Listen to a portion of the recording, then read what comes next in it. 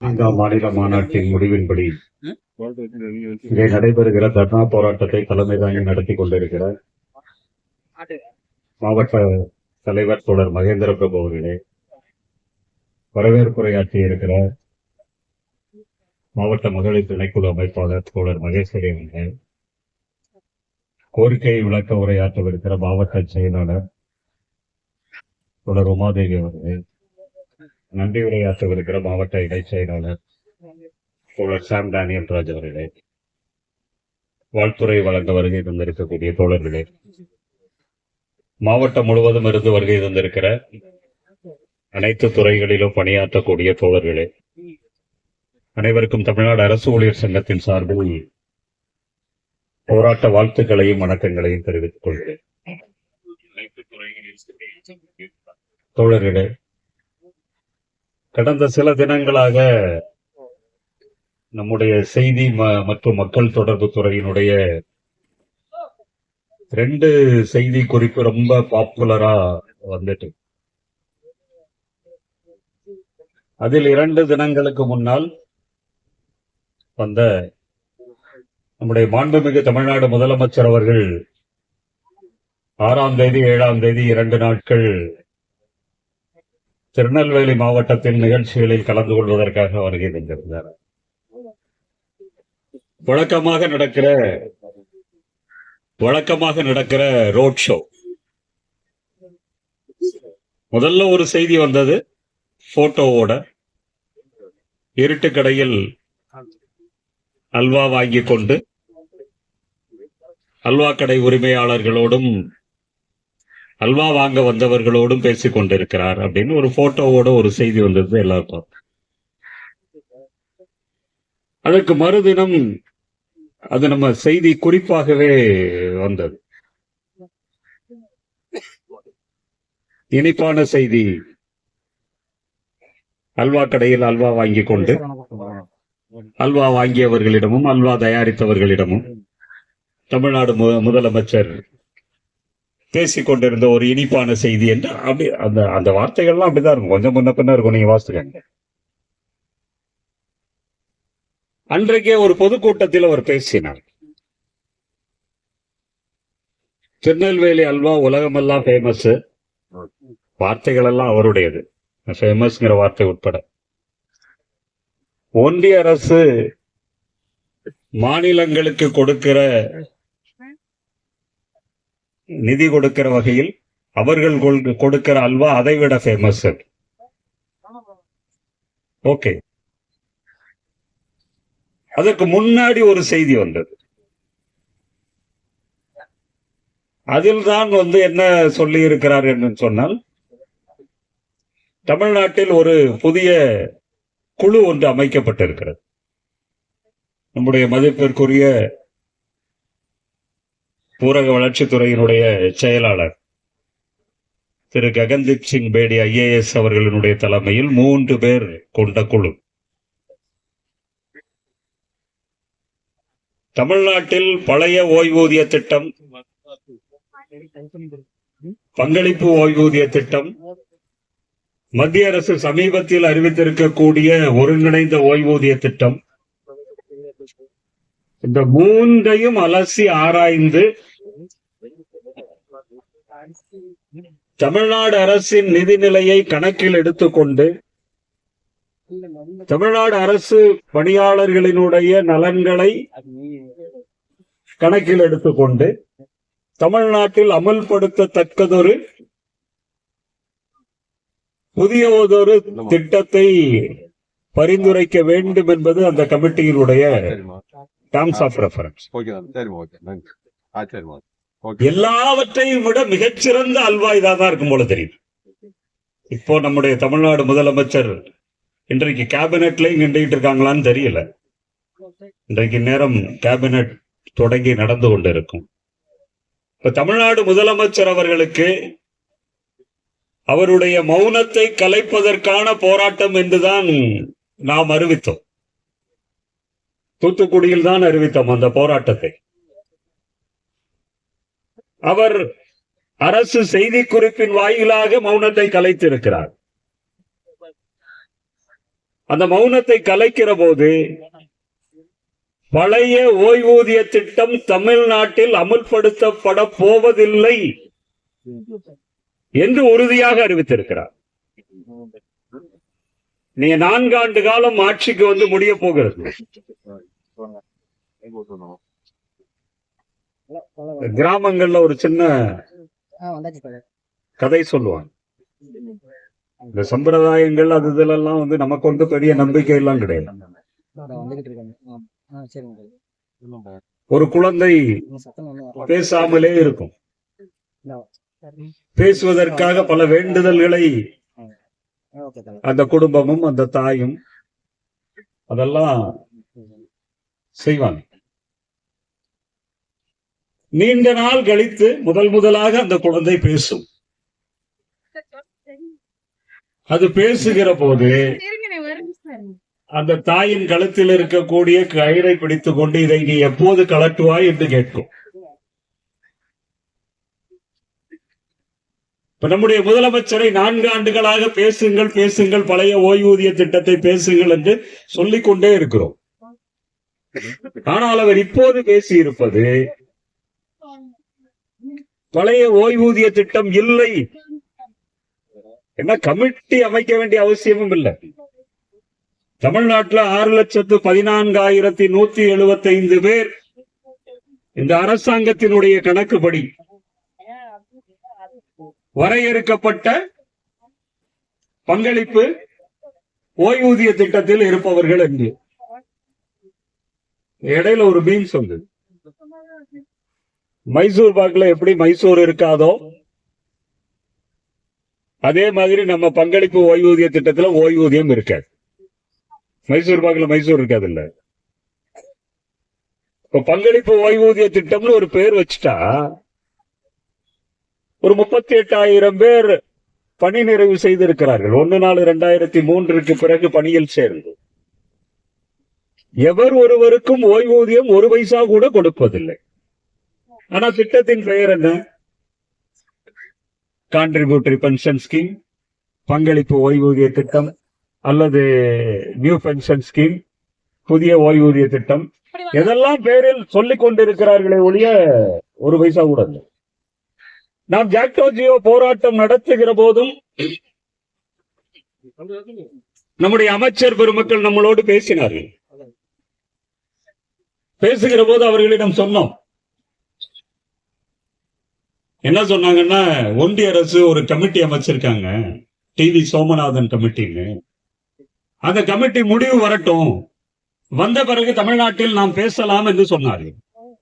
அப்போதும் சொன்னோம், PFRDA memorandum of அண்டர்ஸ்டாண்டிங்கில் Tamil Nadu அரசு கையெழுத்திடவில்லை. In no way Tamil government employees and teachers are connected with PFRDA or national pension systems. தமிழ்நாட்டில் நம்முடைய பணம் உங்களுடைய அறிக்கைப்படியே 73,974 கோடியே 64 லட்சம் ரூபாய் deposited in LIC of India. ஏற்கனவே PFRDA மெமரண்டம் ஆஃப் அண்டர்ஸ்டாண்டிங்கில் கையெழுத்திட்டு மத்திய அரசாங்கத்தின் பொறுப்பில் பணத்தை கட்டிய மாநில அரசுகளே பழைய ஓய்வூதிய திட்டத்தை அமல்படுத்துவோம் என்று சொல்கிற போது தமிழ்நாடு அரசுக்கு எந்த தடையும் இல்லை என்று அந்த பேச்சுவார்த்தையிலும் நாம் சொன்னோம். அதை மீறிதான் இப்படி ஒரு அறிக்கை வந்திருக்கிறது என்று சொன்னால் தமிழ்நாடு அரசு எதை நோக்கி சென்று கொண்டிருக்கிறது என்கிற கேள்வியை நாம் கேட்க வேண்டியது. இன்னொரு பக்கம் கடந்த ஆகஸ்ட் மாதம் 24ஆம் தேதி நம்முடைய ஒன்றிய பிரதம அமைச்சர் நரேந்திர மோடி அவர் பெரும்பாலும் பாராளுமன்றத்திற்கு வருவதில்லை. வெளிநாடுகளில் சுற்றுப்பயணம் செய்வதற்கு கூட போதுமான அளவுக்கு நேரம் இல்லாத ஒரு சிரமத்தில் அவர் இருக்கிறார். இந்தியாவினுடைய மக்களையோ தொழிலாளர் பிரதிநிதிகளையோ அல்லது அரசு ஊழியர்களினுடைய பிரதிநிதிகளையோ சந்திப்பதற்கு கூட நேரமில்லாத அளவுக்கு அம்பானி வீட்டு திருமண நிகழ்ச்சிகள் அவர்களை நெருக்கி கொண்டிருக்கிறது. அதுக்குதான் அவருக்கு டைம் இருக்கு. போன தேர்தலில் ஒருபடி மேலே போய் நான் பயாலஜிக்கலாக பிறந்திருக்கிறதுக்கு வாய்ப்பே இல்லை என்று வேறு சொல்லிவிட்டார். அவர் சொன்னதுதான், நான் பயாலஜிக்கலாக பிறந்திருப்பதற்கு வாய்ப்பில்லை என்றால் நான் ஒரு அவதார புருஷன் என்று. ஓகே, அதெல்லாம் ஒரு பக்கம் இருக்கு. அப்படி இருக்கிற பிரைம் மினிஸ்டர் ஆஃப் இந்தியா திடீர்னு என்ன சொல்றாருன்னா, அந்த ஜாயிண்ட் கன்சல்டேட்டிவ் மெக்கானிசம் என்று மத்திய அரசு ஊழியர்களுக்கு ஒரு ஏற்பாடு இருக்கிறது. ஜேசிஎம் ஸ்டாஃப் சைடு ஒன்னு இருக்கும். ஜேசிஎம் ஸ்டாஃப் சைடுல ஊழியர் சங்கங்களினுடைய பிரதிநிதிகள் இருப்பார்கள். JCM staff side prime minister of India meet பண்ணுகிறார் என்று சொல்லிவிட்டார்கள். அதில் ஓய்வூதிய திட்டம் தொடர்பாக பேச போகிறார்கள் என்று சொன்னவுடன் நம்முடைய பாதுகாப்பு துறையினுடைய சங்கம் முதல்ல அறிவிச்சிட்டாங்க, அது பேசுறதுக்கு ஒண்ணும் இல்ல, பழைய ஓய்வூதிய திட்டத்தை அமுல்படுத்துங்கன்னு சொல்லிட்டு நீங்க போய்கிட்டே இருங்க, நாங்கள் வரமாட்டோம் என்று அவர்கள் சொல்லிவிட்டார்கள். ஆனால் அந்த கூட்டம் நடந்தது.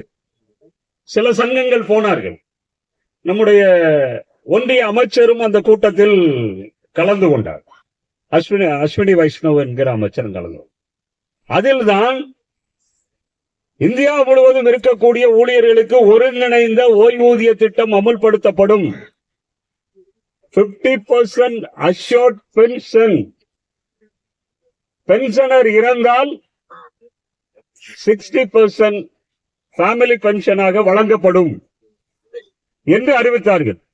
அறிவித்த உடனே நம்ம வாட்ஸ்அப் குரூப்லாம் பயங்கர குதூகலம், கொண்டாட்டம், அவ்வளோ ஒரு வரவேற்புன்னா பாத்தீங்கன்னா,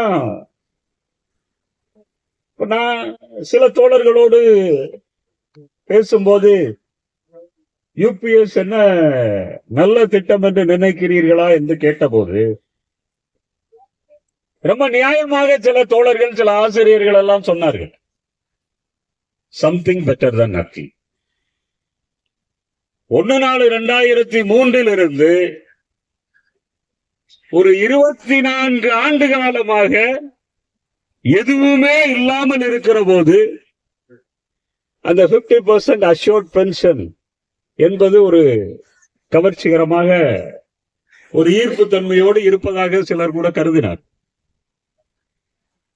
இப்போ ஓல்டு பென்ஷன் ஸ்கீமில் வேலை பார்த்து கொண்டிருக்கிற சில தோழர்களுக்கு இருக்கும். மெஜாரிட்டி அந்த நோ பென்ஷன் ஸ்கீம் தான். என்ன, ஓல்டு பென்ஷன் ஸ்கீம்ல தமிழ்நாட்டில் இருக்கிறது 2,29,525 பேர் மட்டுமே. ஒரு 6 மாதத்திற்கு இடையில் சிலர் ஓய்வு பெற்றிருக்கலாம். இவர்கள் இதுவரைக்கும் ஓய்வூதியமே வராது என்ற நிலையில் சிபிஎஸ் ஒரு பக்கம். ஓல்டு பென்ஷன் ஸ்கீம்ல 1/4/2003 முன்னால் பணியில் சேர்ந்தால் என்னெல்லாம் கிடைக்கும்? ஜிபிஎஃப் ஃபைனல் க்ளோஷர், அது நம்ம கெட்டுற பணம் தான், ஆனா வித் இன்ட்ரெஸ்ட் திரும்ப கிடைக்கும். மேண்டேட்டரி கான்ட்ரிபியூஷன் ஒரு 12% நம்ம கட்டுறோம். ஒரு 15 லட்சம் ரூபாய், 20 லட்சம் ரூபாய், 30 லட்சம் ரூபாய் நம்ம இடையில போடுற பார்ட் ஃபைனலை பொறுத்து, இடையில போடுற டெம்பரரி அட்வான்ஸை பொறுத்து, இடையில நம்ம வித்ட்ரா பண்ற அமௌண்ட்டை பொறுத்து அது கூடலாம் குறையலாம். ஆனா நம்ம கட்டுற பணத்துக்கு எந்த குறைவும் இல்லாமல் வட்டியோடு அந்த பணம் நமக்கு கிடைத்து விடும். அதெல்லாமல் என்ன கிடைக்கும்? கிராஜுவிட்டி கிடைக்கும். 30 இயர்ஸ் சர்வீஸ் பண்ணா கடைசி வாங்குற ஊதியத்தினுடைய 15 மாத ஊதியம் நமக்கு ஆஸ் கிராஜுவிட்டி கிடைக்கும். கிராஜுவிட்டியோட சீலிங் 25 lakhs என்று மாற்றப்பட்டு நடைமுறைக்கு வந்தாச்சு. இதோடு சேர்ந்து 50% பென்ஷன், கடைசி மாத ஊதியத்தில் 50% பென்ஷன், அது அஷ்யூர்ட். ஒரு கம்யூட்டேஷன் கிடைக்கும். கம்யூட்டேஷன்ல ஒரு 15 lakhs அரௌண்ட் 20 lakhs நாம் ஓய்வு பெறக்கூடிய நிலையிலிருந்து கிடைக்கும். சிபிஎஸ்இல் நாம் எதையெல்லாம் இழந்தோம்? நம்முடைய ஜிபிஎஃப் இழந்தோம், நம்முடைய கிராஜுவிட்டியை இழந்தோம், நம்முடைய கம்யூட்டேஷனை இழந்தோம், பென்ஷனை இழந்தோம், ஃபேமிலி பென்ஷனை இழந்தோம். எல்லாவற்றையும் இழந்து மாதா மாதம் நம்முடைய ஊதியத்தில் 10% கான்ட்ரிபியூஷனா செலுத்திட்டு இருக்கோம். இப்ப யூபிஎஸ்ல என்ன சொல்றாங்க? யூபிஎஸ் ஓட நோட்டிபிகேஷன் வந்தாச்சு சில தினங்களுக்கு முன்னால். தேசிய மீட்டிங்ல அஷ்யூர்ட் பென்ஷன் என்று அறிவித்தார்கள். நீ அந்த நோட்டிபிகேஷனை தயவு செய்து வாசித்து பாருங்கள். அஷ்யூர்ட் பே அவுட் என்று மாற்றப்பட்டிருக்கிறது. பென்ஷன் என்கிற வார்த்தையே அதில் உபயோகப்படுத்தப்படல. ஆனா நம்ம கேட்கிறோம்ல, மைசூர் பாக்குல மைசூர் இல்லாத மாதிரி கேட்கிறோம்ல, அதனால அவங்க பென்ஷன் சொல்லல, அஷ்யூர்ட் பே அவுட் தான். பென்ஷனர் இறந்தால் என்கிற வார்த்தையை பே அவுட் ஹோல்டர் இறந்தால் என்று மாற்றி இருக்கிறார்கள். எல்லாத்திலும் ஒவ்வொரு சூட்சமும் இருக்கு. பென்ஷனர் என்கிற வார்த்தைக்கு பதிலாக பே அவுட் ஹோல்டர் இறந்தால் 60% ஃபேமிலி பே அவுட் என்று சொல்லி இருக்கிறார். ஓகே, ஒரு மாசம் 10,000 ரூபாய் செலுத்துறோம்னு வச்சுப்போம். For contributory pension, for anything else, for UPS, unified pension ஸ்கீமுக்காக ஒரு 10,000 ரூபாய் செலுத்துறோம்னு வச்சுப்போம். 25 மாசம் சர்வீஸ் பண்ணா நமக்கு assured pension, assured pay out, அதானே அவங்க சொல்லி இருக்கிறது. 25 வருஷத்தில் நாம் எவ்வளவு செலுத்துவோம்? 10,000 into 12 into 25. வேகமா கணக்கு போட தெரிஞ்சவங்க வேகமா கணக்கு போட்டுக்காங்க. கால்குலேட்டர் தான் யூஸ் பண்ணணும், மொபைல் தான் யூஸ் பண்ணனால மொபைல கூட யூஸ் பண்ணிக்கலாம். 10,000 into 25 into 12, 30 lakhs வரும். இதுல என்ன ஃபேக்டர்லாம் நம்ம கணக்குல சேர்க்கலன்னா, இன்ட்ரெஸ்ட் ஃபேக்டர் கணக்குல சேர்க்கல, இன்கிரிமெண்ட் கணக்குல சேர்க்கல, டிஏ என்ஹான்ஸ் ஆகிறது கணக்குல சேர்க்கல, அதே மாதிரி பே கமிஷனுடைய இம்ப்ளிமெண்டேஷனுக்கு பிறகு வர்றதெல்லாம் கணக்குல சேர்க்கல. ஆனாலும் ஒரு 30 லட்சம் ரூபாய் நம்முடைய கான்ட்ரிபியூஷன் ஸ்கீம்ல சொல்ற இன்னொன்னு என்ன அப்படின்னு சொன்னா, 10%, another 10% will be deposited by Union Government of India. அது ஒரு 30 lakhs. 30 plus 30 60 லட்சம் ரூபாய். இது போக 8.5%. அது கால்குலேட் பண்ணீங்கன்னா 8,500 into 12 into 25. ஒரு 25,50,000. சோ 85,50,000 ரூபாய் நம்முடைய கணக்கில் இருக்கும். நேஷனல் பென்ஷன் சிஸ்டத்துல 60% அதுல நம்ம வித்ட்ரா பண்ணலாம். நேஷனல் பென்ஷன் சிஸ்டம்ஸ்ல 60%னா நீ 85,50,000 ஒரு 60%னா ஒரு 51,30,000 இந்த ரேஞ்சில் இருக்கும். இப்ப எவ்வளவு நமக்கு தருவாங்க? யூனிஃபைட் பென்ஷன் ஸ்கீம்ல எவ்வளவு தருவாங்க? 1/10 of 1 month salary for every completed 6 months. நீ சர்வீஸ் பண்ணி இருக்கிற ஒவ்வொரு 6 மாதத்திற்கும் நம்முடைய ஒரு மாத ஊதியத்தில் 10/1. நம்முடைய ஒரு மாத ஊதியம் 10/1 நம்முடைய கான்ட்ரிபியூஷன். அதுல டவுட் இல்ல, 10,000 ரூபாய் நம்ம கான்ட்ரிபியூஷன்.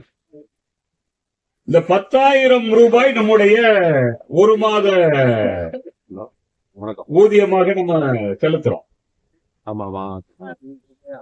நீங்க 1/10 of the 1 month salary 10,000 என்று சொன்னால் 25 வருஷத்துல எத்தனை கம்ப்ளீட்டட் 6 months? எத்தனை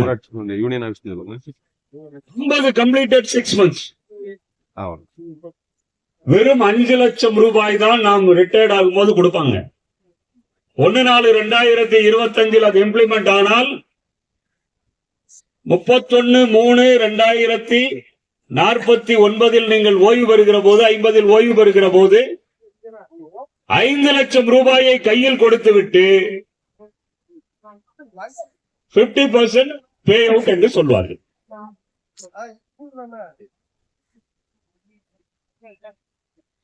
அஞ்சு லட்சம் கொடுத்துட்டு இன்னொரு கேள்வியும் இருக்கு இதுல.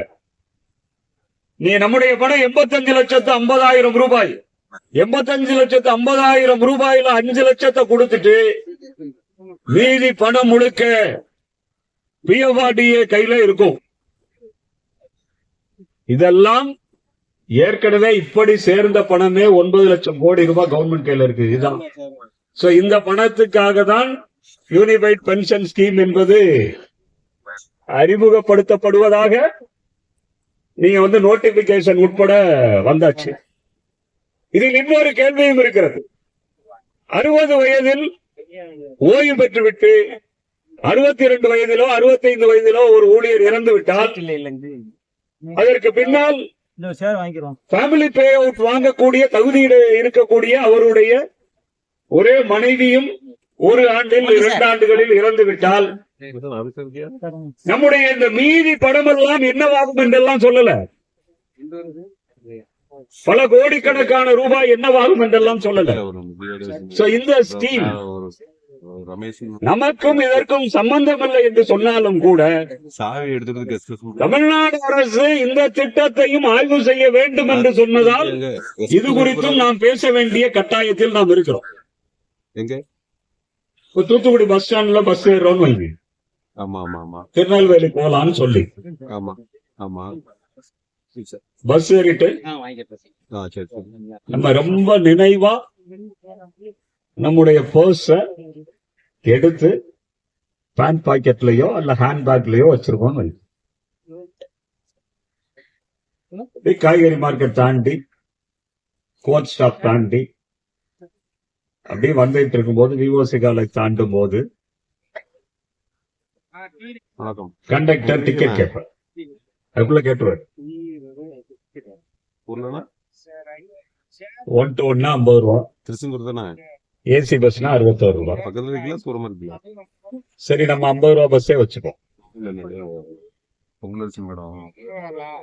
கண்டக்டர் வரும்போது நம்ம பார்க்கிற போது நம்மகிட்ட பர்ஸ் இல்ல, அப்படி பார்த்துட்டு பேக் எல்லாம் பார்த்துட்டு பர்ஸ் இல்ல அப்படின்னு சொல்லும் போது அப்படி அதை பார்க்கிற போது நம்ம மனசுக்குள்ள ஒரு பதபதைப்பும் ஒரு பதட்டமும் வருவாரு. மிடில் கிளாஸ் ஈகோ, பெரிய ஈகோ. காசே இல்லைனாலும் வெளியே சொல்லாம அப்படியே சமாளிக்கிறது இருக்குல்ல, அது அது ஒரு பிரமாதமான ஈகோ தான். அது டிபார்ட்மெண்ட்டுக்கு டிபார்ட்மெண்ட் மாறும்.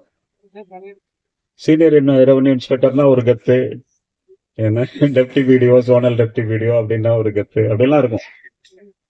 சோ இதெல்லாம் வந்து போகும். நம்ம போற அலுவலகத்தில் நம்மை தேடி எவ்வளவு பேர் நிற்பாங்க. நம்ம போய் ஒரு கையெழுத்து போட்டா அவ்வளவு ஒரு அதிகாரமிக்க பொறுப்புகள், அதெல்லாம் அப்படி இந்த பதட்டம், இந்த பதபதைப்பு. கண்டக்டர் பர்ஸ் காணாம போயிருக்குமே, வீட்டுல இருந்து ரொம்ப ஞாபகமா எடுத்து வச்சிருப்பீங்களே, எத்தனை பேர்டா இப்படி கிளம்பி இருக்கீங்க அப்படின்னு சொன்னாருன்னு வைங்க. நம்முடைய பே ஸ்கேல் என்ன, நம்முடைய பே லெவல் என்ன, கண்டக்டரோட காக்கி சட்டை என்ன, நம்முடைய இந்த சட்டை என்ன, இப்படிலாம் அப்படிலாம் போயிட்டு இருக்கும்போது சாருக்கும் சேர்த்து நான் டிக்கெட் எடுத்துடுறேன் அப்படின்னு ஒருத்தர் சொல்றாருன்னு வைங்க.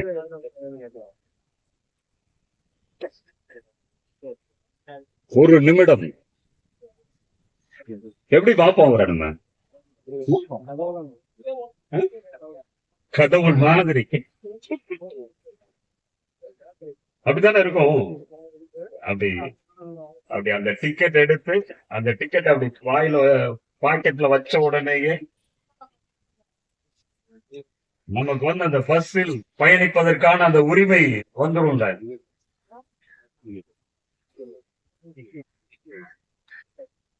அதே நேரம் இந்த 50 ரூபாய் டிக்கெட் எடுத்தவன் தான் நம்முடைய பர்ஸ பிக் பாக்கெட் அடிச்சவன் தெரிஞ்சதுன்னு வைங்க, கடவுள் என்ன ஆயிடுவாரு?